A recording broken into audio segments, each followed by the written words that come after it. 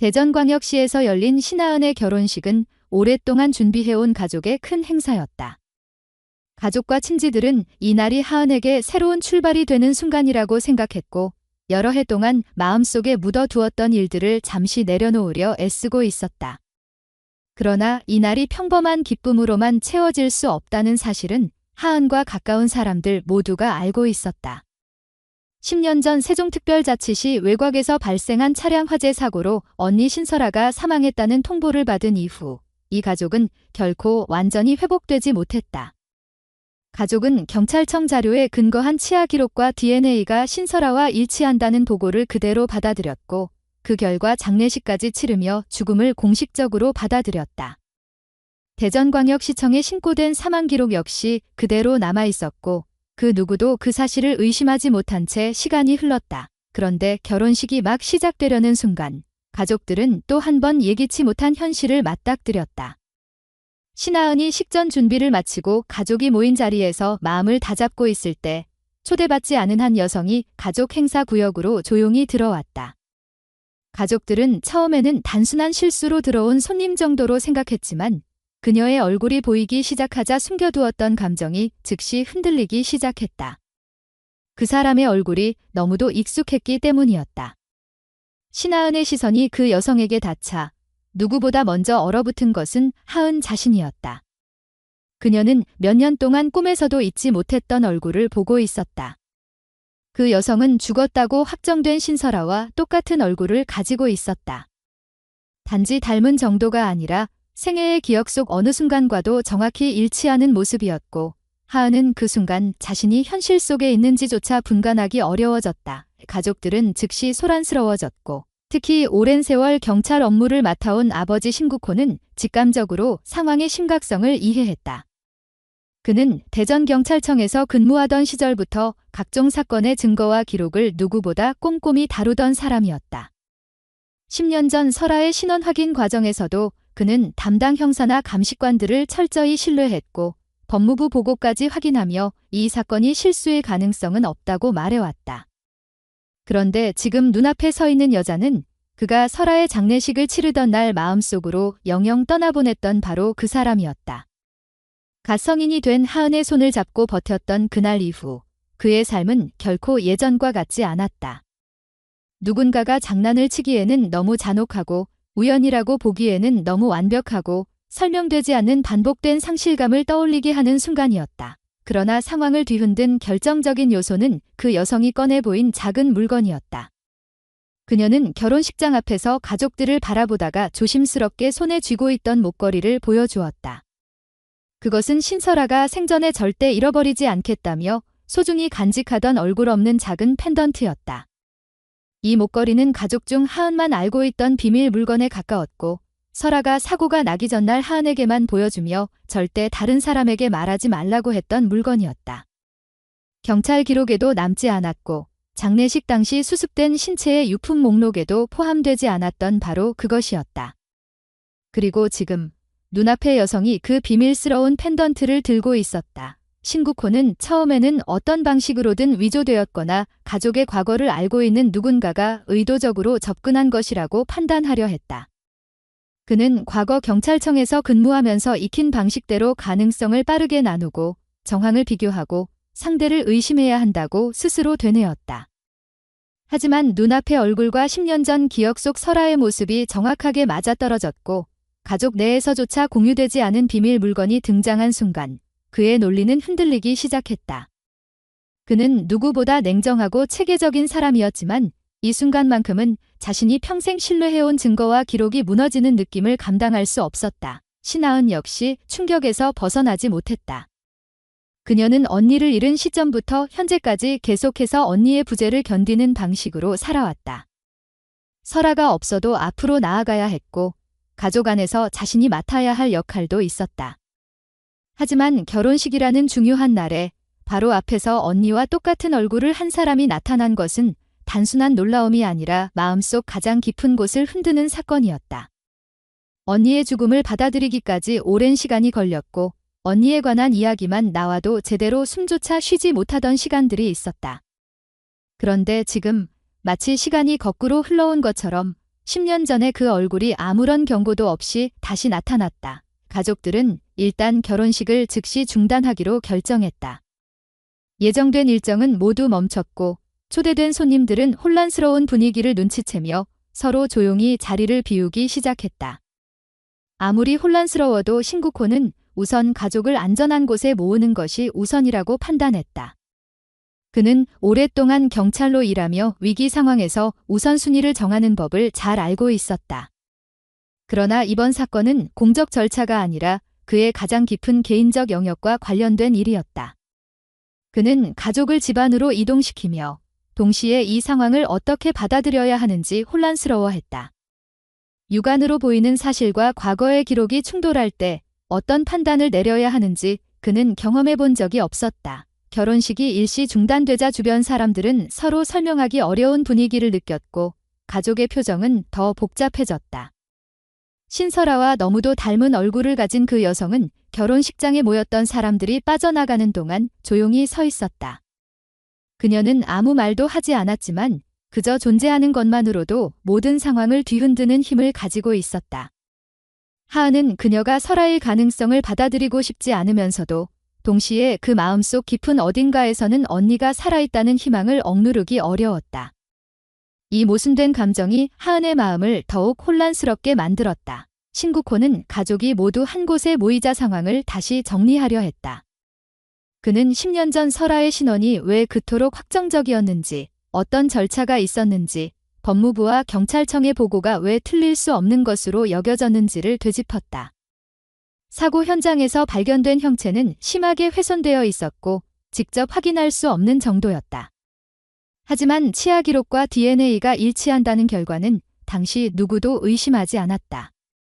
그날 이후 그는 자신이 딸을 지키지 못했다는 죄책감을 매일 품고 살아왔고 그 감정은 시간이 흐를수록 더 깊어졌다.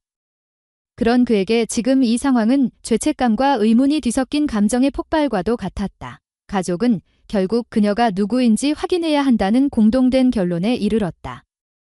하지만 이 결론 자체가 가족에게는 또 하나의 혼란이었다. 이미 10년 전 신설아의 죽음을 받아들이고 장례까지 치렀는데 이제 다시 진실을 확인해야 한다는 사실이 가족 모두를 불안하게 만들었다.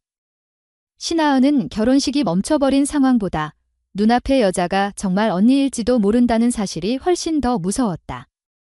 언니가 살아있기를 바란 적은 많았지만 그 희망이 현실이 되었을 때 무엇이 기다리고 있을지 예상할 수 없었다. 모두가 혼란에 잠긴 가운데 신국호는 결혼식의 나머지 절차를 모두 중단하고 가족이 내부적으로 이 상황을 우선 정리해야 한다고 결정했다. 그는 전직 경찰관으로서 감정이 아닌 사실을 기반으로 문제를 처리해야 한다고 자신에게 다짐했지만 지금 이 순간만큼은 그 다짐조차 흔들리고 있었다.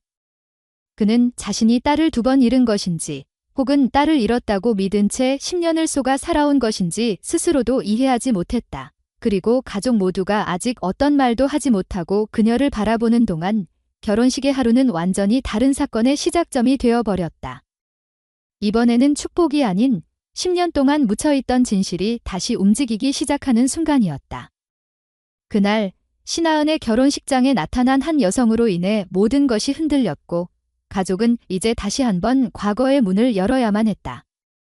신국호와 신하은이 혼란 속에서 서로 말을 잇지 못하고 있을 때 자신을 신설아라고 소개한 여성은 조용히 입을 열었다. 그녀는 10년 전 사고 이후 자신이 겪은 일을 가족에게 설명해야 한다고 생각했고 그 말은 가족 모두에게 낯설고 무거운 현실로 다가왔다. 그녀는 사고 직후 의식을 잃은 상태에서 깨어난 곳이 강원도에 위치한 어느 사설 의료시설이었다고 말했다. 의료진은 자신에게 전혀 관련 없는 이름을 부르기 시작했고 왜 그런지 설명하지 않은 채 지속적으로 약물을 투여하며 외부와의 접촉을 차단했다. 처음에는 사고 후유증이라고 생각하려 했지만 시간이 지날수록 자신이 누구인지조차 분명히 떠오르지 않는 혼란이 깊어졌다고 했다. 그녀가 들은 이름은 생전에 한 번도 들어본 적 없었고 의료진은 그 이름이 자신의 정식 신원이라고 반복하며 기억을 바로잡아야 한다고 말했다. 그 과정에서 설아는 점점 자신이 가지고 있던 삶의 조각들을 잃어갔다. 무언가 잘못되었다는 감각이 늘 따라다녔지만 혼자서는 그 이유를 설명할 수 없었다. 시설 내부에서는 자신의 과거를 질문할 수 없었고 의료진은 질문할수록 약물을 더 강하게 투여했다. 그녀는 그 시절을 떠올릴 때마다 가족을 떠올리고 싶어도 흐릿한 그림자처럼 형태를 잡지 못했던 기억이 가장 고통스러웠다고 말했다. 그러던 어느 날 의료진 중 한 명이 야간 근무 도중 테이블 위에 두고 간 낡은 연감을 발견하게 되었다. 처음에는 관심조차 없었지만 책장을 넘기던 사이 낯익은 얼굴이 눈에 들어왔다. 대전에서 학창 시절을 보냈을 때 찍었던 학교 단체 사진 속 인물이 자신과 똑같았다. 아무리 시간이 흘러도 지울 수 없는 얼굴이라고 느껴질 정도로 선명했고 의료진이 불러온 잘못된 이름과 연감 속 이름이 다르다는 사실을 인지하는 순간 머릿속 어떤 문이 열리는 듯 했다. 그때부터 그녀는 의료진이 말하지 않았던 단어들이 하나둘 떠오르기 시작했다고 했다. 자신의 이름, 자신이 살던 도시, 자신의 가족. 그 모든 기억이 연감 한 장면으로 인해 서서히 되돌아오기 시작했다. 그녀는 자신의 기억이 조작되고 있다는 확신을 가진 순간부터 시설을 벗어나기 위한 방법을 고민했다. 시설 내부에서는 자유롭게 이동할 수 없었기 때문에 매일 같은 동선과 반복되는 검사 속에서 틈을 찾아야 했다. 조금씩 약물 효과가 약해질 때마다 정신이 또렷해졌고 그때마다 자신이 여기에 있어서는 안 된다는 확신이 강해졌다. 탈출을 시도하는 과정은 결코 단순하지 않았고 의료진의 감시를 피하기 위해 여러 날 동안 작은 실수조차 하지 않도록 조심해야 했다. 결국 어느 날 야간 경비가 느슨했던 순간을 이용해 시설을 빠져나오는 데 성공했다. 그러나 밖으로 나왔다고 해서 모든 것이 해결된 것은 아니었다. 신분을 증명할 수 있는 어떠한 기록도 없었고 의료시설에서 받은 장기적인 약물 투여로 인해 정신적으로도 안정되지 않은 상태였다. 그녀는 강원도 인근 지역을 떠돌며 보건복지부 산하기관이 운영하는 여러 보호시설과 임시 쉼터를 전전했다. 각 시설마다 상주 직원들과 상담을 시도했지만 자신의 기억이 완전히 정리되지 않은 탓에 제대로 된 설명을 하지 못했고 결과적으로 그녀의 이야기는 단순한 방황이나 치료 거부로 이해되곤 했다. 하지만 시간이 지나면서 기억이 점차 더 선명해졌고 그 속에 대전이라는 도시 이름과 신국호, 신하은이라는 두 사람의 얼굴이 조금씩 모습을 갖추기 시작했다. 잊었다고 생각했던 과거의 흔적이 하나씩 떠오를 때마다 그녀는 자신에게 남아있는 단서를 따라가야 한다고 결심했다.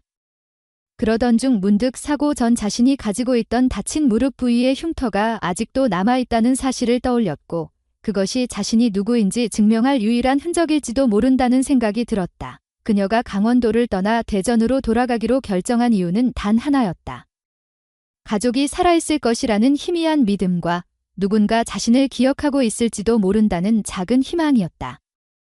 교통편도 제대로 이용할 수 없었고 가진 것이라곤 보호시설에서 받은 최소한의 지원뿐이었지만 그녀는 대전으로 향하는 길을 포기하지 않았다. 오랜 여정을 거쳐 대전에 도착했을 때 자신이 가야 할 곳이 어디인지 바로 알았다. 10년 전 장례가 치러졌던 그 집, 자신이 마지막으로 떠올리는 가족의 공간이었다. 하지만 그녀가 돌아온 순간 또 하나의 거대한 의문이 생겨났다. 시설에서 기억을 되찾은 후 계속 떠오르던 질문이 바로 그것이었다. 자신이 살아 돌아왔다면 그동안 가족이 장례를 치렀던 그 사람은 누구였는가? 사고 당시 확인된 치아 기록과 DNA는 무엇이었으며 그것이 어떻게 조작될 수 있었는가? 그녀는 가족의 얼굴을 보기 전부터 그 질문이 가장 두려웠다고 말했다. 누군가가 자신을 대신해 죽음을 맞이했다는 의미일 수도 있었기 때문이다. 대전에서 다시 가족을 만난 지금 그녀는 탈출 이전의 검은 공백과 맞서야 했다. 자신이 겪었던 시간들이 단순한 사고 후유증이 아니라 누군가의 의도로 만들어진 환경이었다는 사실이 분명해진 만큼 그녀와 가족 모두는 그 10년 동안 묻혀있던 진실을 마주해야 했다. 설아는 자신의 이야기를 마무리하며 이것 하나만은 분명히 했다. 자신이 살아있다는 사실보다 10년 동안 누군가가 그녀의 삶을 대신했다는 사실이 더 무겁다는 점이었다. 그녀는 이제 가족과 함께 그 답을 찾아야 했다. 그리고 그 과정이 이전 어느 것보다도 길고 벗어나기 어려운 여정이 될 것이라는 예감이 이미 마음속 깊은 곳에서 자라나고 있었다. 신설아는 가족 앞에서 기억을 하나씩 꺼내 놓으며 사고 이전의 시간이 단순한 불안감 이상의 의미를 가지고 있었다는 사실을 분명히 했다. 그녀는 사고가 나기 몇 달 전부터 이어졌던 이상한 징후들을 처음에는 단순한 우연 정도로 넘기려 했다고 했다. 하지만 그 시기부터 서서히 이어지던 사건들은 되돌아보면 모두 하나의 흐름처럼 이어져 있었다. 그녀는 어느 날부터인가 집으로 오는 우편물이 일부러 열렸다가 다시 붙여진 흔적을 보았고 몇 차례나 주소가 맞는데도 내용물이 빠진 채 도착하는 일이 반복되었다. 당시에는 누군가의 단순한 실수일 것이라는 생각으로 더 깊이 따져 묻지 않았지만 지금 돌아보면 그 모든 상황에는 분명한 의도가 있었다는 느낌이 강하게 들었다고 말했다. 또한 집 앞에는 익숙하지 않은 차량이 몇 번이고 같은 시간대에 나타났고 짧은 시간 머물렀다가 사라지곤 했다. 처음에는 인근 주민이나 지나가는 사람의 차량일 것이라고 넘겼지만 그 패턴이 반복되면서 이상함이 커졌다. 신설아는 여러 차례 번호판을 확인하려 했지만 그때마다 차량은 예상보다 빠르게 이동했고 차량의 주인이 누구인지 알 수 있는 단서는 남지 않았다. 당시에는 사건성을 의심할 정도로 심각하게 받아들이지 않았지만 그 시절 느꼈던 찜찜함은 지금에 와서 더 분명한 의미를 가지게 되었다. 전화 문제도 있었다. 알 수 없는 번호에서 걸려오는 전화는 늘 짧게 이어지다가 끊어졌고 상대는 어떤 말도 남기지 않은 채 침묵만 이어갔다. 그녀는 그 전화가 처음에는 단순한 잘못 걸린 전화라고 생각했으나 비슷한 번호대에서 반복되어 걸려오면서 그것이 우연이라고 생각하기 어려웠다. 신설아는 그 시절을 말하며 당시 자신이 왜 그런 낌새들을 단순한 불편함으로 받아들였는지 이해하기 어렵다고 했다. 하지만 누가 그 상황에 놓였다 하더라도 특별한 직접적 피해가 발생하기 전에는 큰 문제로 인식하기 어려운 일들이었다는 점도 인정했다. 가장 이상했던 점은 사고가 나기 몇 주 전 갑자기 강원도 고성군의 한 의료기관으로 이동되었다는 사실이었다. 그녀는 의료기록상 건강검진이 필요하다는 이유로 안내받았지만 실제로 그곳에서 어떤 검진을 받았는지 명확한 설명을 듣지 못했다. 문서상으로는 건강검진을 받은 것으로 남아 있었지만 이후 가족이 해당 기록을 확인하려 했을 때 해당 기관의 자료에는 그녀의 이름이 존재하지 않았다고 한다. 설아 자신도 그때의 방문 목적이 무엇이었는지 알 수 없었고 의료기관 관계자들도 그 일에 대해 어떠한 설명도 내놓지 못했다. 그 기록이 사라졌다는 사실은 사고 후 가족이 모든 자료를 다시 확인하던 시점에서야 드러난 것이었다. 신국호는 설아의 말을 들으며 복잡한 표정을 감추지 못했다. 그는 사고 이후 오랜 시간 동안 자신이 딸의 죽음을 받아들여야 한다는 책임감 때문에 집안에서 점점 말수가 줄었고 감정을 드러내지 않으려 노력했다. 그는 대전경찰청에서 근무하던 시절 수많은 사건을 접하며 현실적인 태도를 유지해야 했다. 딸의 죽음을 인정하는 과정에서도 그는 감정을 최대한 배제하려 했고 그 때문에 가족과의 대화도 최소한으로 줄어들었다. 하지만 지금 이 순간 설아의 기억 속 조각들이 하나씩 맞춰지면서 그는 자신이 지난 10년 동안 확신했던 믿음이 흔들리고 있다는 사실을 인정해야 했다. 상황은 신설아가 돌아온 뒤 더 이상한 방향으로 흘러가기 시작했다. 신하은은 며칠 전부터 모르는 이메일 주소에서 받은 메시지를 기억해냈다.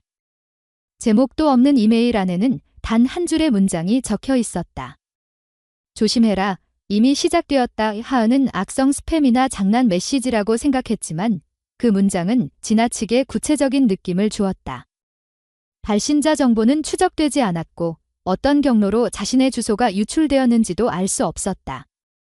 하은은 이 사실을 가족에게 제대로 말하지 못했지만 설아가 돌아온 지금 그 메시지가 더 이상 우연으로 느껴지지 않았다. 그뿐만 아니라 신국호가 집안 금고에 보관하던 개인소지 등록 권총이 사라진 사실도 있었다. 그는 경찰청에서 근무하면서 정년 퇴직 이후에도 법적으로 허용된 절차에 따라 권총을 보관하고 있었고 안전수칙을 누구보다 철저히 지키는 편이었다. 그런데 며칠 전 금고를 열었을 때 권총이 더 이상 그 자리에 없었다. 금고 문도 훼손되지 않았고 외부 침입 흔적도 없었다. 가족 중 누구도 금고를 열 수 없었기에 신국호는 이 사실을 도무지 설명할 수 없었다. 그는 퇴직 후에도 경찰청 관련 업무에 민감했기 때문에 이 사건을 신고할지 고민했지만 가족에게 불안감을 더 주지 않기 위해 혼자 고민만 하고 있었다. 마지막으로 며칠 전 대전광역시 소방본부에서 보고된 차량 화재 사건이 있었다. 신국호의 집에서 멀지 않은 골목에서 의문의 차량이 불에 탄 채 발견되었고 구조대가 도착했을 때 이미 차량은 완전히 손상된 상태였다. 소방본부는 차량 내부에서 신원을 특정할 수 있는 물건을 거의 찾지 못했고 차량 번호판도 소실된 상태였다. 자동차 등록 조회도 불가능했고 인근 CCTV에서도 차량의 이동 경로를 확보하지 못했다. 당시 가족은 그 사건과 자신들 사이의 연관성을 추측하지 못했지만 지금 설아의 기억과 하은의 이메일, 그리고 사라진 권총까지 이어붙이면 단순한 사고로 볼 수 없는 정황이 되어버렸다. 이 모든 단서들이 한순간에 쏟아져 들어오자 가족은 이제 더 이상 이 상황을 무시할 수 없다는 사실을 깨달았다. 설아의 사고가 단순한 교통사고가 아니었을 가능성이 커졌고 10년 전 누군가가 그녀를 대신할 또 다른 사람을 준비했다는 의문까지 머릿속에서 떠나지 않았다.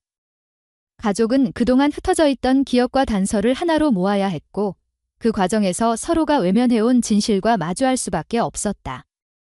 그리고 지금까지 이어져 온 의문의 흐름은 앞으로 더 큰 진실이 드러나기 위한 시작에 불과하다는 느낌을 모두가 받고 있었다.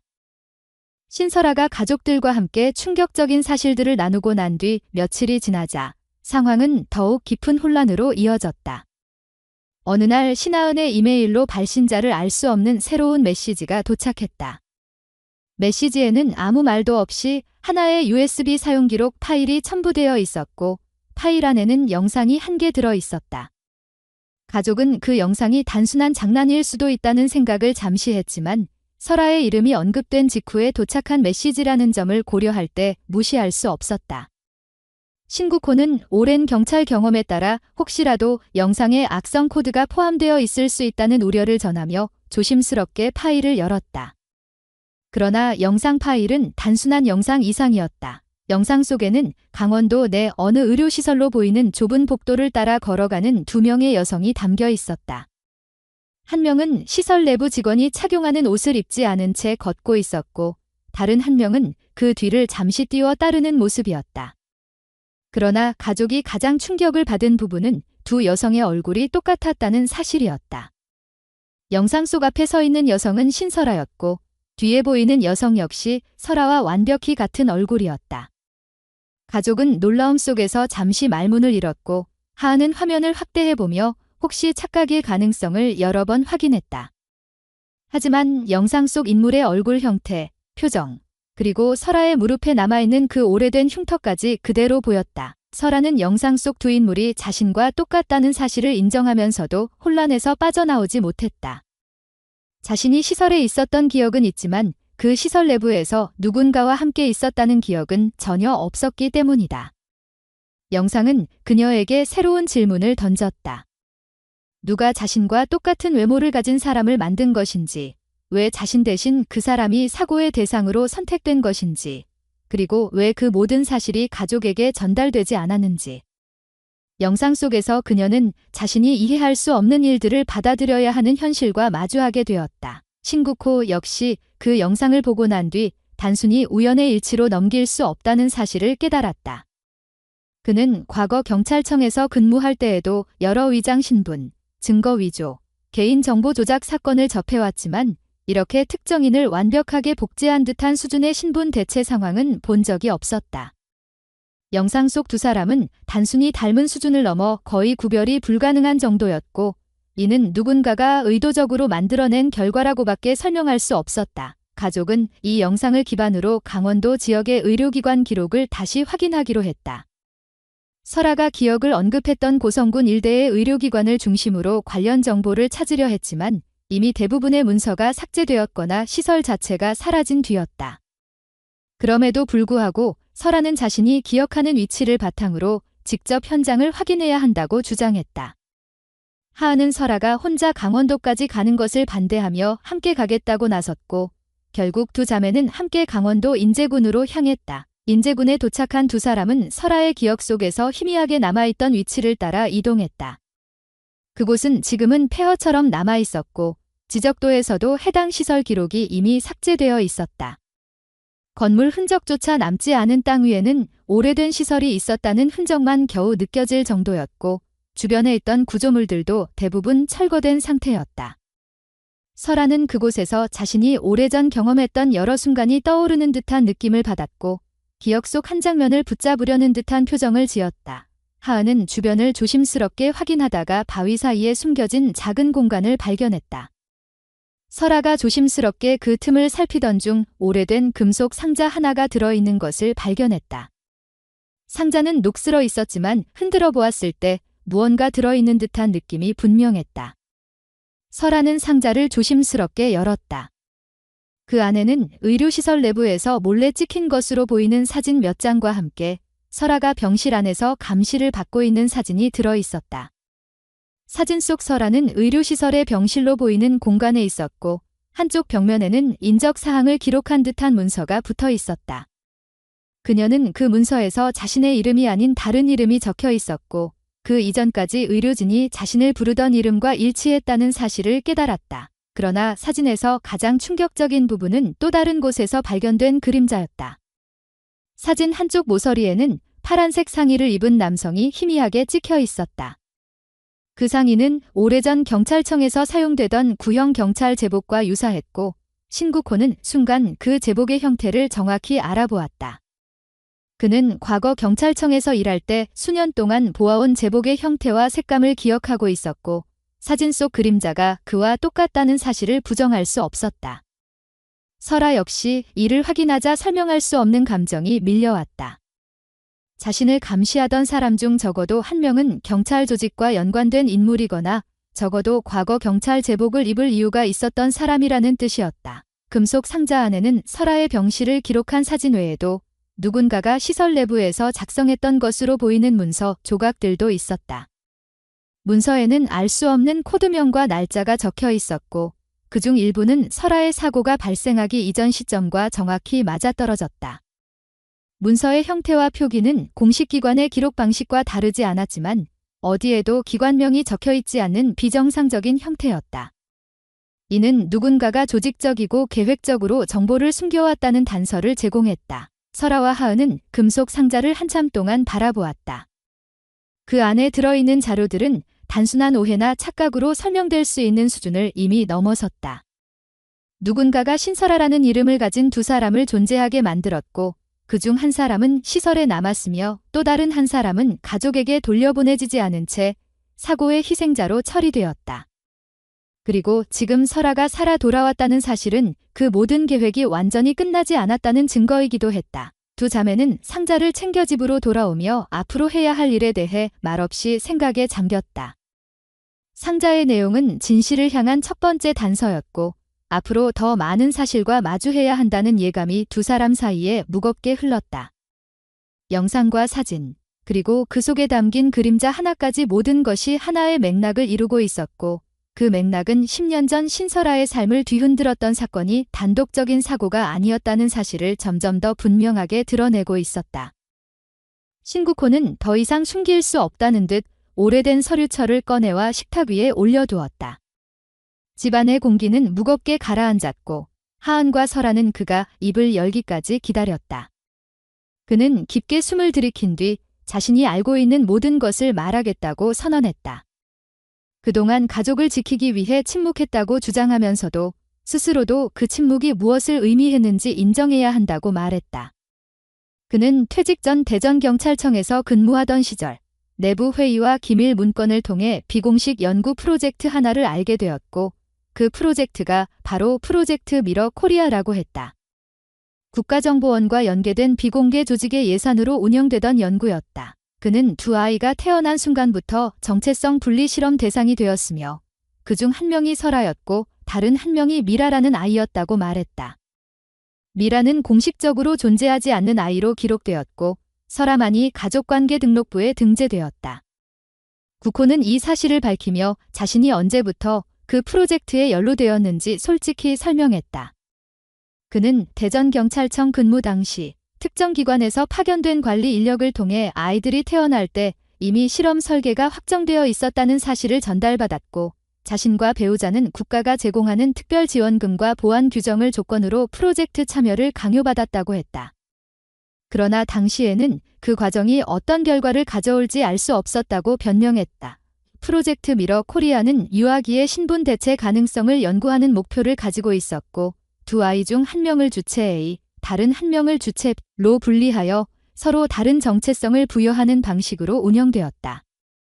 국호의 설명에 따르면 설아는 주체 A로서 일반 가정 환경에서 자라며 자연적 발달 패턴을 유지해야 했고, 미라는 주체 B로서 감시 환경과 통제된 교육체계 아래 두뇌 반응, 기억 형성, 신원 대체 가능성 등을 연구당하는 대상이었다. 그는 그 사실을 이야기하면서도 자신이 그 실험의 잔혹함을 충분히 이해하지 못했었다고 털어놓았다. 설아는 국호의 말을 들으며 자신이 단순한 실종 피해자가 아니라 출생부터 누군가의 계획에 따라 움직이는 실험 대상이었다는 사실에 충격을 받았다. 그녀는 자신이 기억하는 여러 의문점들이 퍼즐처럼 맞춰지는 느낌을 받았다. 왜 쓸데없이 많은 검사를 받아야 했는지, 왜 어린 시절부터 낯선 사람들이 종종 집 주변을 맴돌았는지, 왜 부모의 태도에 어딘가 기이한 긴장이 늘 배어 있었는지 등이 모두 설명되는 듯했다. 하지만 그 설명들이 그녀에게 위로가 되기보다는 오히려 깊은 상실감과 배신감을 불러일으켰다. 국호는 프로젝트 문서의 일부를 보여주며 미라의 이름 아래 서브젝트 B 마이러라고 적힌 기록을 가리켰다. 그 문서에는 실험 단계, 주입된 약물의 종류, 심리 평가 내용 등이 포함되어 있었다. 그는 미라가 설아의 신분을 대체하도록 설계되었다고 말했다. 이는 필요한 상황에 따라 유기적으로 신원을 바꿀 수 있는 인간 모델을 연구하기 위한 과정이었다. 그는 특히 국가가 아이 한 명에 대한 권리를 가진다는 문구가 문서에 명확히 적혀 있었다고 설명했다. 국가가 프로젝트에 참여한 부모들에게 요구한 조건은 바로 그 문구에 대한 동의였고, 그 동의가 서명된 문서가 그의 손에 있었다. 미라가 누구였는지, 그리고 어떻게 살아왔는지에 대한 국호의 설명은 더욱 충격적이었다. 미라는 설아와 똑같은 유전자를 공유했지만 완전히 다른 삶을 살도록 설계되었다. 미라는 어릴 때부터 시설에 배치되었고, 신분 대체 실험이 진행될 때마다 설아를 모방하도록 훈련받았다. 결국 10년 전 발생한 차량 화재 사건은 미라가 설아를 대신해 세상에서 사라져야 했다는 판단에 따른 것이라고 국호는 털어놓았다. 실험 보고서를 완성하기 위해서는 주체 B가 주체 A의 신분으로 사망 처리되는 시나리오가 필요했고, 그 계획이 실행된 것이 바로 10년 전의 그 사건이었다. 즉, 그날 죽은 사람은 설아가 아니었고 미라였다. 설아는 그 말을 듣는 동안 마음 깊은 곳에서 설명할 수 없는 불편함이 밀려왔다. 10년 동안 자신이 죽은 줄 알았던 가족이 지켜본 장례식, 납골당에 남겨진 이름, 모든 슬픔과 후회가 사실은 전혀 다른 생명을 향한 것이었다는 사실이 그녀의 마음을 흔들었다. 그녀는 자신이 잃어버린 세월만큼이나 자신을 대신해 죽어야 했던 미라에 대한 깊은 혼란을 느꼈다. 그녀가 기억조차 하지 못한 누군가가 그녀의 이름을 가지고 세상을 떠났고, 그 희생이 프로젝트의 종결을 위한 절차로만 간주되었다는 사실은 받아들이기 어려웠다. 국호는 10년 전 미라의 사망 보고서에 서명한 사람도 자신이었다고 밝혔다.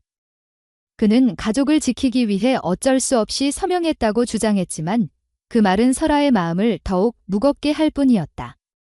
그는 프로젝트 관계자들로부터 협조하지 않으면 설아 역시 사라질 수 있다는 암시를 받았고, 그 압력 속에서 선택을 강요받았다고 했다. 그러나 그의 변명은 한계가 있었다.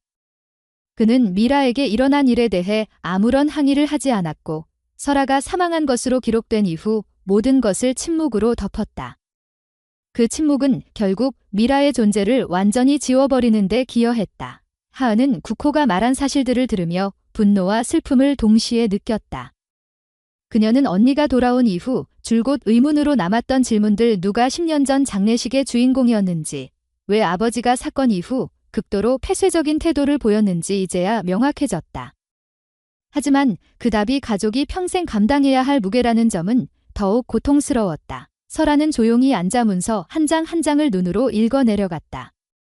그녀는 자신이 어떤 실험의 일부였는지 깨닫게 되었고, 동시에 미라라는 존재가 단순히 실험 대상이 아니라 한 인간이었다는 사실도 받아들였다. 미라는 이름조차 공식 기록에 남지 못했지만 그 존재는 분명했고 그 삶은 누군가의 결정을 위해 희생되었다. 설아는 미라가 누구였는지, 어떤 삶을 살았는지, 그리고 왜 그녀를 대신해 죽어야 했는지 반드시 알아야 한다고 마음속으로 다짐했다. 구코의 고백이 끝났을 때 가족은 한동안 아무 말도 할 수 없었다. 하지만 이제 진실의 절반이 드러난 이상 남은 절반도 반드시 밝혀야 했다. 설아는 앞으로 무엇을 해야 하는지 분명히 알고 있었다. 그녀는 미라의 존재를 세상 밖으로 끌어올려야 했고 프로젝트 미러 코리아가 만든 모든 상처를 정면으로 마주해야 했다. 그리고 그 결심이 그녀를 다음 단계로 이끌고 있었다. 신설아는 인제군에서 발견된 금속 상자의 내용을 살피던 중 문서 한 장의 여백에 적힌 암호 같은 문구를 발견했다. 그것은 지명과도 같은 형태였고 신구코가 그 문구를 확인하자 오래전 내부 회의에서 들었던 이름이라고 말했다. 그 이름은 철원읍에 있는 폐시설의 위치와 연결되어 있었다. 그는 이미 수년 전 그곳이 철거되었다는 보고를 들었지만 지하 구조물까지 완전히 제거되었다는 언급은 없었다고 덧붙였다. 설아는 그 말을 듣고 즉시 그곳으로 가겠다는 결정을 내렸다. 더는 머뭇거릴 시간이 없었고 자신에게 남아있는 기억의 빈칸을 메우기 위해서는 직접 확인해야 했다. 하은은 위험을 경고하면서도 끝내 설아와 동행하기로 했다. 철원읍에 도착한 두 사람은 오래전에 방치된 건물 중 하나가 여전히 형태를 유지하고 있다는 사실을 알아냈고 그 건물은 문서에 표시된 구조와 일치하는 교회였다. 건물은 오래된 흔적만 남아있었고 내부는 대부분 비어 있었지만 설아는 바닥의 일부분이 다른 구조와 미세하게 다르다는 점을 발견했다. 그 부분에는 얇은 단층 구조가 있었고 자세히 살펴보자 바닥 아래로 내려가는 문이 숨어 있었다. 두 사람은 문을 열고 조심스럽게 아래로 내려갔다. 입구를 지나자 좁은 통로가 이어졌고 통로 양옆으로는 숫자가 적힌 금속 문들이 줄지어 있었다. 설아는 숫자 3, 5를 지나 숫자 7 앞에서 걸음을 멈췄다. 그 문은 다른 문들과 달리 완전히 닫히지 않았고 안쪽으로 아주 조금 열린 상태였다. 그녀는 조심스럽게 안을 살폈다. 방 안에는 의료기기와 실험용 문서 서랍이 정돈되지 않은 채 남아있었고 한쪽 벽에는 연구 기록을 저장한 모니터가 켜진 상태였다. 설아는 모니터 앞에서 몇 초간 머물렀다. 화면은 오래된 시스템이 자동으로 시행되는 듯한 상태였고 얼마 지나지 않아 영상 파일이 재생되었다. 영상 속에는 3살 무렵의 두 아이가 함께 앉아 있었다. 둘은 똑같은 얼굴을 하고 있었고 이름표에는 각각 설아, 마이러라고 적혀 있었다. 두 아이는 서로 다른 장난감을 가지고 있었지만 연구자는 그들의 반응 속도와 시선 이동을 기록하는 데 집중하고 있었다. 설아는 자기 얼굴과 똑같은 아이가 자신 옆에 앉아있는 모습을 보며 설명할 수 없는 감정에 사로잡혔다. 영상이 끝나자 화면이 흑백 노이즈로 바뀌었고 이어서 목소리가 들렸다. 목소리는 프로젝트의 핵심 연구자가 남긴 기록이었다. 그는 주체 A가 예측할 수 없는 반응을 보여 통제하기 어렵다는 평가를 남겼고 주체 B는 수능도가 높아 신분 대체를 위한 조건을 충족한다고 분석했다. 연구자의 목소리는 주체 A와 주체 B의 역할을 명확히 나누고 있었고 주체 B가 결국 주체 A의 공백을 메우기 위한 존재로 사용될 것이라는 결론을 적어두었다. 그는 주체 A의 기억 능력이 너무 강하고 예기치 못한 변화를 보였기 때문에 관리가 불가능하다고 평가했다. 반면 미라라고 불린 주체 B는 명령에 따른 반응과 기억 구조 개입이 수월해 대체 임무 수행에 적합하다는 판단을 남겼다. 설아는 화면의 목소리를 들으며 자신이 왜 시설에 감금되었는지, 왜 수년 동안 다른 이름으로 살아야 했는지를 이해하기 시작했다. 그녀는 자신이 통제할 수 없는 존재로 분류되었기 때문에 실험 대상에서 제거되었고 미라는 반대로 그 빈자리를 채우기 위해 설아의 삶을 그대로 모방해야 했다는 사실을 받아들였다. 연구자의 기록에서 가장 충격적인 부분은 주체 B의 최종 단계가 명확히 적혀 있는 문서였다. 그 문서에는 대체 임무 완료 후 주체 B 종료라는 문구가 있었고 그 아래에 연구 책임자의 서명이 있었다. 그러나 설아는 문서 맨 아래에서 더 큰 충격을 받았다. 그 문서에는 승인자로 신구코의 이름이 적혀 있었고 그의 서명이 분명히 남아 있었다. 그 서명을 보는 순간 설아는 숨겨졌던 기억이 조각처럼 떠올랐다. 어린 시절 집 안에서 보았던 낯선 방문객들, 아버지와 누군가가 조용히 나누던 대화, 뜻 모를 불안감들. 모든 것이 이 프로젝트와 연결되어 있었다. 그녀는 아버지가 자신을 보호한다고 믿었는데 사실은 자신의 이름 아래 또 다른 존재가 희생될 수 있도록 협조했던 것이다.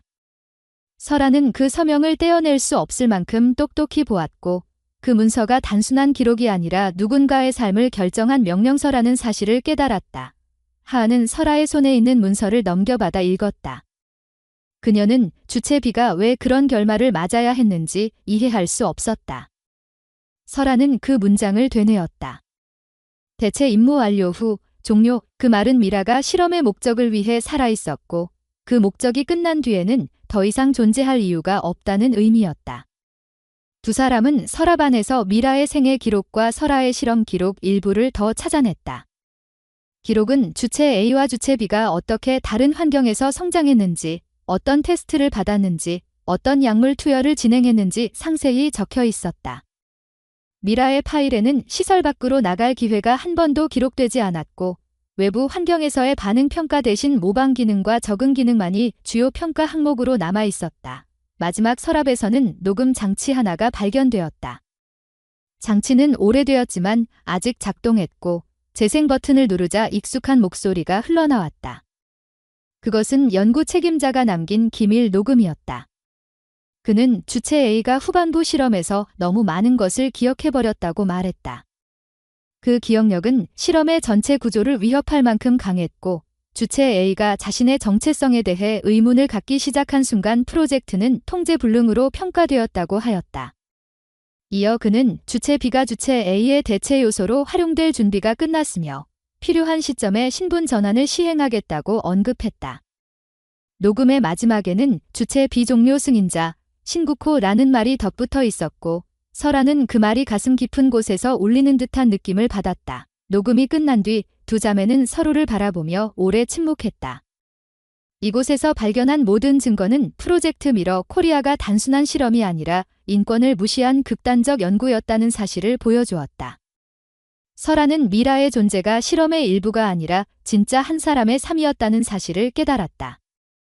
그녀는 미라가 자신을 대신해 어떤 역할을 맡아야 했는지, 그리고 그 역할의 끝이 어떤 결말을 의미했는지 똑똑히 이해했다. 그 진실은 설아가 앞으로 마주해야 할 현실이었고 이곳에서 찾은 모든 것들은 이제 다음 단계로 나아가는 단서가 되었다. 신설아는 철원읍의 지하 연구실에서 발견한 기록들을 정리하자마자 더 이상 주저할 수 없다는 결심을 굳혔다. 미라의 존재가 실험의 부산물이 아니라 한 사람의 삶이었다는 사실을 받아들인 순간 그녀는 남아있는 마지막 단서를 따라가야 한다는 생각에 사로잡혔다. 문서 속 일부 기록에는 부산광역시 내 의료보조 인력의 초기 배치 명단이 적혀 있었고 그 명단에는 김다정이라는 이름이 있었다. 설아는 그 이름이 자신이 기억을 되찾던 시기에 옆을 지켜주던 의료보조 인력의 이름과 같다는 점을 떠올렸다. 그녀는 그 기억이 희미하지만 결코 사라지지 않았다는 사실을 느꼈고 그 사람만이 프로젝트의 마지막 빈칸을 채울 수 있으리라는 확신을 가졌다.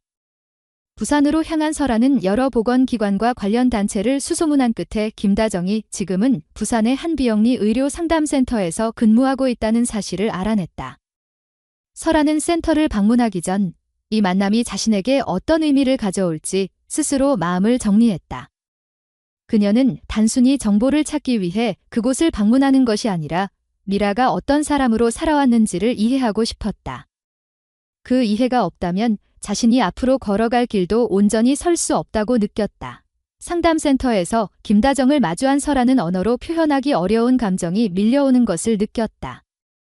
그녀는 이미 설아가 이곳에 나타날 것을 알고 있었던 듯 침착한 표정으로 반겼고 조용히 회의실로 안내했다. 두 사람이 마주 앉자 다정은 오랜 시간 숨겨왔던 진실이 이제는 드러나야 한다고 말하며 입을 열었다. 다정은 프로젝트 미러 코리아의 의료보조 인력으로 배치되었을 당시 주체 B인 미라와 직접적인 접촉을 하는 일을 맡았다고 했다. 미라는 시설 안에서 감시와 평가를 지속적으로 받았지만 다정은 그녀가 단순한 실험 대상이 아니었다는 사실을 곧 깨달았다고 했다. 다정은 미라가 누구보다 온순하고 조용한 성격이었지만 놀라울 만큼 강한 감정적 직관을 가지고 있었다고 말했다. 그녀는 자신이 무엇을 위해 존재하는지 어렴풋이 알고 있었고 설아에게 향한 감정은 주입되거나 조작된 것이 아니라 자발적으로 생겨난 것이었다고 덧붙였다. 다정은 미라가 종종 누군가를 지켜야 한다는 말을 했다고 전했다. 그때는 그 말의 의미를 정확히 이해하지 못했지만 지금 생각해보면 미라는 설아가 위험에 처해 있다는 사실을 알고 있었던 것이라고 말했다. 그 직관은 미라가 스스로 결정을 내리는데 중요한 역할을 했다. 다정은 어느 날 연구 책임자가 주최회의, 즉 설아의 기억을 완전히 삭제하는 최종 단계에 들어갈 것이라는 이야기를 들었다고 했다. 이 절차가 진행되면 설아는 시설에서 다시는 돌아오지 못할 것이며 공식적으로는 사고로 사망한 것으로 처리될 예정이었다. 그 계획을 들은 미라는 명확한 감정의 변화를 보였고 그날 이후 행동이 조금씩 바뀌기 시작했다고 다정은 회상했다. 미라는 시설의 출입 시간과 차량 이동 일정을 세심하게 관찰했고 어딘가에서 설아가 그곳에서 벗어나야 한다는 신념을 가지고 있었다. 다정은 그때 미라가 단순히 지시를 따르는 존재가 아니라 스스로 판단하고 행동할 수 있는 사람이라는 사실을 확신하게 되었다. 결정적인 사건은 시설의 차량이 점검을 받던 날 발생했다. 미라는 다정에게 마지막 인사를 남기듯 짧은 말을 건넸다고 했다. 다정은 그 말을 평생 잊을 수 없다고 했다. 미라는 누군가는 남아야 하고 누군가는 살아야 해요 라고 말했다. 그 이후 미라는 차량 열쇠를 손에 쥐고 사라졌고 그날 밤 세종 외곽에서 차량 화재 사고가 발생했다. 다정은 그 사고가 단순한 탈출 시도로 끝난 것이 아니라 미라가 설아를 대신해 죽음을 선택한 순간이었다는 사실을 뒤늦게 깨달았다. 다정의 이야기를 들은 설아는 깊은 침묵 속으로 빠졌다. 미라가 실험의 희생자라는 사실은 알고 있었지만 그녀가 설아를 살리기 위해 모든 것을 감수했다는 사실은 새로운 상처이자 새로운 진실이었다. 설아는 미라가 스스로의 삶을 선택할 기회조차 없이 누군가의 계획 속에서 살아야 했다가 마지막 순간에 자신의 의지로 누군가를 살렸다는 사실을 마음속 깊이 새겼다. 이 진실은 설아가 앞으로 무엇을 해야 하는지를 명확하게 알려주는 것처럼 느껴졌다. 철원읍에서 가져온 문서와 김다정의 증언을 정리한 설아는 더 이상 이 진실을 혼자 품어둘 수 없다고 판단했다. 그녀는 전국적인 보도 경험이 풍부한 JTBC 탐사보도국의 기자 한 명에게 연락했다. 기자는 설아가 제공한 자료를 검토한 뒤 이 사건이 단순한 개인 피해를 넘어서 국가기관의 불법 인권 침해로 이어질 수 있는 중대한 문제라고 판단했다. 몇 차례의 인터뷰와 자료 검증 절차가 진행되었고 설아는 자신이 겪은 10년의 공백을 정확히 설명하며 미라의 존재와 희생에 대해 하나씩 말했다. 기자는 모든 내용을 종합해 탐사보도를 준비했다. 보도가 공개된 즉시 전국적인 파장이 일어났다. 방송에서는 신생아 단계에서 국가가 개입한 실험, 정체성 대체 프로젝트, 감금과 약물 투여, 그리고 미라의 희생에 대한 내용이 자세히 다뤄졌다. 국민들은 분노와 충격을 표했고 정치권과 시민단체는 즉각적인 조사와 관계자 처벌을 요구했다. 프로젝트 미러 코리아의 핵심 책임자는 경찰청의 협조를 통해 체포되었고 국정원 내부에서도 관련 부서에 대한 감찰이 시작되었다. 신국호는 모든 사실이 드러난 직후 사임 의사를 밝혔다. 그는 대전경찰청 출신이라는 경력이 공개되며 더 큰 압박을 받았고 자신의 판단과 침묵이 어떤 결과를 낳았는지 인정해야만 했다. 사퇴 후 그는 언론과 대중 앞에 모습을 드러내지 않았다. 설아는 아버지에 대한 감정이 복잡하게 엉켜 있었지만 지금은 그 감정을 풀어놓을 시간이 아니라고 생각했다. 그녀는 미라의 삶과 죽음이 진정으로 조명받을 수 있도록 싸움을 이어가겠다고 마음속으로 다짐했다. 보도가 이어지는 동안 설아는 미라의 이름을 되찾고 기록 속에서 사라진 그녀의 존재를 복원하기 위한 절차에도 참여했다. 프로젝트 미러 코리아의 전체 구조가 흔들리고 관계자들이 조사받는 과정에서 미라의 기록은 하나씩 드러나기 시작했다. 설아는 그 기록을 확인하며 미라가 단순한 실험 대상이 아니라 자신과 같은 시간을 살아온 한 사람이었음을 다시금 느꼈다. 그녀는 미라를 위해 그리고 같은 고통을 겪은 또 다른 이들을 위해 끝까지 나아갈 준비가 되어 있었다. 신설아는 모든 절차를 끝까지 책임지고자 하는 마음으로 법무부에 정식 민원을 제출하며 미라의 법적 신원 회복을 위한 과정을 시작했다. 존재조차 기록에서 지워졌던 한 사람이 인간으로서 마땅히 가져야 할 이름과 권리를 되찾는 일은 생각보다 복잡한 과정이었지만 설아는 단 한 번도 그 절차가 번거롭다고 느끼지 않았다. 그녀에게 이 일은 법적 절차를 넘어 누군가의 삶을 세상에 다시 세우는 과정이었기 때문이다. 법무부 담당자는 자료 검토와 조사 과정을 거쳐 미라의 생전 기록을 복원하는 데 동의했고 프로젝트 미러 코리아가 불법적으로 변경한 정보들을 바로잡기 위해 별도의 심의를 진행했다. 이 모든 과정은 시간이 오래 걸렸지만 설아는 그 시간이 미라가 잃어버린 세월에 비하면 아무것도 아니라고 생각했다. 한편 대전광역시의 한 공동묘지에는 새로 조성된 작은 묘지가 하나 생겼다. 설아는 미라의 이름을 정식으로 새긴 비석을 세웠고 비석에는 짧지만 분명한 문장이 새겨졌다. 이곳에 한 사람이 있었다. 그리고 그는 끝까지 누군가를 지켰다. 그 문장은 미라의 삶을 가장 온전히 표현할 수 있는 문장이었고 설아는 미라가 마침내 세상의 존재를 인정받는 순간을 보며 조용히 마음을 가다듬었다.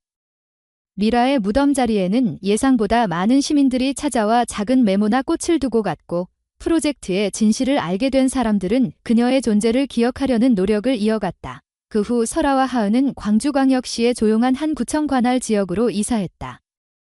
대전에서의 삶은 많은 기억과 상처를 남겼지만 두 사람 모두 그곳에서 새로운 일상을 시작할 힘을 얻고 싶었다. 설아는 오랜 시간 잃어버린 자아를 되찾기 위해 싸웠고 이제는 그 경험을 바탕으로 고립된 상황에서 살아온 여성들을 돕는 일을 선택했다. 그녀는 광주 지역의 여성 지원단체와 연계해 심리상담과 경험 공유 프로그램을 맡으며 비밀리에 감금되거나 사회에서 배제된 삶을 살아온 이들의 회복을 돕기 시작했다. 그녀는 자신이 겪었던 혼란과 두려움, 그리고 정체성을 되찾아가는 과정이 누군가에게 작은 위로라도 된다면 그것으로 충분하다고 생각했다. 하은은 결혼을 늦추게 되었지만 시간이 지나면서 조심스럽게 새로운 가정을 만들 준비를 하게 되었다. 결혼식 날 하은은 가족들과 상의한 뒤 한 자리를 비워두었다. 누구를 위한 자리인지 설명하지 않아도 모두가 알고 있었다. 그 자리에는 장식도 이름도 없었지만 결혼식에 참석한 사람들 중 많은 이들은 그 빈자리가 얼마나 깊은 의미를 담고 있는지 느낄 수 있었다. 하은은 그 자리를 통해 미라가 누군가의 삶에 남긴 흔적이 사라지지 않았음을 확인하고 싶었다. 설아는 하은의 결정을 이해했고 그 자리야말로 미라가 지켜낸 삶의 상징이라고 생각했다. 1년이 지나고 설아는 다시 미라의 묘지를 찾았다. 그녀는 조심스럽게 노란 꽃 한 송이를 비석 앞에 두고 직접 준비한 편지를 꺼내 놓았다. 편지에는 감사의 마음과 함께 남은 삶을 어떻게 살고 싶은지에 대한 다짐이 담겨 있었다. 설아는 미라에게 삶의 마지막 순간을 통해 자신의 길을 열어준 것에 대한 고마움을 전하며 자신도 누군가의 삶에 작은 변화를 만들어낼 수 있는 사람이 되고 싶다고 적었다. 그녀는 편지를 남기고 조용히 자리를 떴다. 그 순간 설아는 처음으로 지난 10년의 시간을 완전히 받아들였고 그 안에서 자신이 걸어온 길의 의미를 분명하게 느낄 수 있었다. 설아는 돌아가는 길에 자신이 앞으로 어떤 삶을 살아야 하는지에 대해 다시 생각했다. 그녀는 과거를 잊으려 하지 않았고 오히려 그 과거를 통해 자신이 무엇을 해결해야 하는지 이해하게 되었다. 미라의 삶은 빼앗겼지만 그녀의 선택은 또 다른 삶을 지켜냈다. 그 사실은 이제 설아의 삶 속에서 계속 이어질 것이다. 설아는 미라의 삶을 대신 살아가는 것이 아니라 미라가 보여준 용기와 선택의 의미를 이어받아 스스로의 삶을 확립하고 싶었다. 그녀는 자신이 진실을 밝히기 위해 싸웠던 시간이 결코 헛되지 않았다는 사실을 마음 깊이 느꼈다. 광주에서의 일상은 여전히 조용하고 단순했지만 설아에게는 모든 순간이 소중하게 느껴졌다. 일상 속에서 만나는 사람들, 상담을 위해 찾아오는 이들의 이야기, 그리고 새로운 삶을 꾸려가는 하은의 모습을 보며 설아는 자신이 다시 인간답게 살아가고 있다는 사실을 실감했다. 미라의 희생과 자신이 되찾은 진실은 무거운 짐이었지만 동시에 앞으로 나아갈 수 있는 힘이 되었다. 그녀는 더 이상 과거를 두려워하지 않았고 그 과거를 통해 앞으로 걸어갈 길의 방향을 확실히 잡고 있었다. 설아는 언젠가 미라가 겪었던 고통과 선택이 사람들에게 잊히지 않기를 바랐다. 그녀는 미라의 이름이 기록 속에서 지워졌던 것처럼 다시는 잊혀서는 안 된다고 생각했다. 미라가 남긴 흔적은 누구의 것과도 비교할 수 없을 만큼 깊었고 그 흔적은 삶의 가치를 새롭게 바라보게 하는 계기가 되었다. 설아는 그 사실을 누구보다 잘 알고 있었고 앞으로도 그 의미를 잊지 않겠다고 다짐했다. 그날 저녁, 설아는 창가에 앉아 조용히 하루를 정리했다. 그녀는 미라가 보여준 용기와 선택의 가치를 다시 한번 마음에 새겼다. 한 사람의 희생이 또 다른 사람의 삶을 지켜냈다는 진실은 단순히 안타까운 이야기로 끝나는 것이 아니라 살아있는 사람들의 삶을 변화시키는 힘이 있었다. 설아는 자신이 앞으로 걸어갈 삶이 그 힘을 이어받아 누군가에게 작은 빛이 되기를 바랐다. 그녀는 마음속으로 미라에게 마지막 인사를 건넸다. 그리고 그 인사는 곧 새로운 삶의 시작을 의미했다.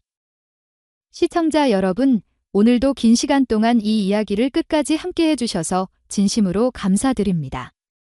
여러분의 관심과 마음을 담은 시청이 이 채널을 계속 이어갈 수 있게 해주는 가장 큰 힘입니다.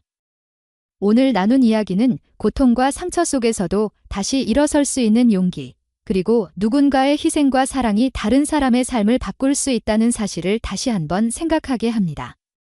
우리 모두는 각자의 자리에서 보이지 않는 싸움을 하고 있지만 그 속에서도 진실을 마주하고 서로를 지지하려는 마음이 있다면 삶은 언제든 새롭게 시작될 수 있습니다. 이 채널은 여러분 한 사람 한 사람의 공감과 관심으로 성장합니다. 앞으로도 더 깊이 있는 이야기, 마음에 오래 남는 이야기로 찾아뵙겠습니다. 만약 오늘의 이야기가 조금이라도 위로가 되었다면 또는 새로운 생각을 불러일으켰다면 여러분의 작은 행동 하나가 큰 힘이 됩니다. 아래에 있는 좋아요를 눌러주시고 느낀 점이나 생각을 댓글로 남겨주시면 정말 큰 격려가 됩니다. 그리고 아직 함께하고 계시지 않다면 구독을 눌러주시면 앞으로도 꾸준히 여러분과 의미 있는 이야기를 나눌 수 있습니다. 다시 한번 마음 깊이 감사드리며 여러분의 하루가 평안하고 따뜻하기를 진심으로 바랍니다. 감사합니다.